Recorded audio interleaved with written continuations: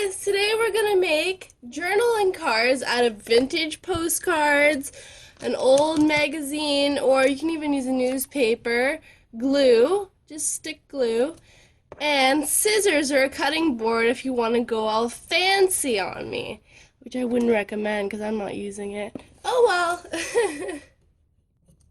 So what I'd like to do is I like to start with a postcard that I'm not a huge fan of here. Let's push this out of the way so you guys have more room to see what I'm doing.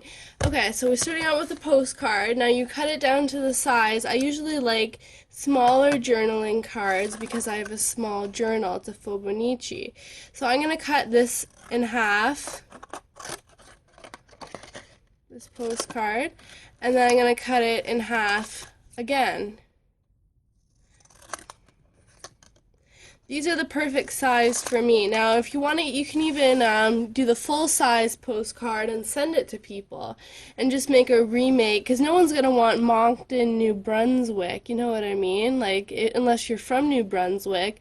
So, instead of sending this to someone that lives in Japan or wherever else who doesn't even know where this is, you can repurpose this postcard and make it into something that they would be interested in.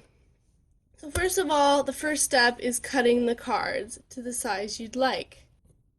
The second step is finding a picture that you'd like to use for your card. So I like this spaghetti on the front, and I put the card up to it to see if it would work, and yes, it will. So I cut it out a little bit bigger than I need it to be, because if you try to cut it when it's in the magazine, it makes it kind of hard. So cut it out of the magazine a little wider than you'd need it, and you don't have to be precise because this isn't what we're doing right now. We're not being precise. And then I glue this on the back approximately where I want it. Or you can measure it if you want to be more precise. Oops, I did this wrong.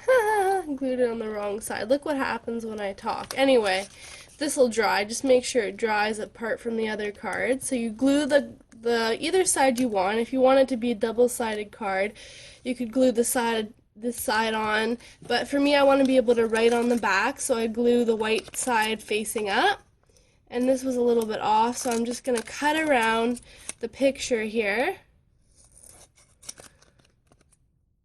to make the perfect size card here.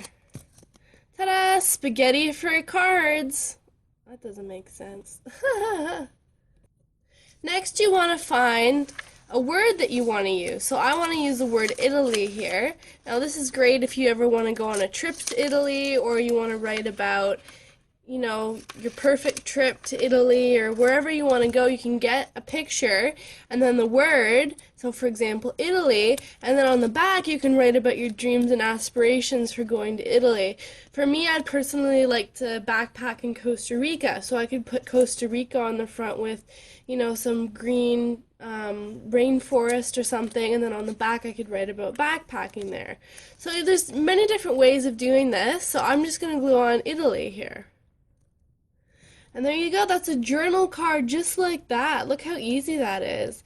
Now if you are very picky about this, you can always glue white cardstock on the back, but I think the lines from the old postcard adds a lot.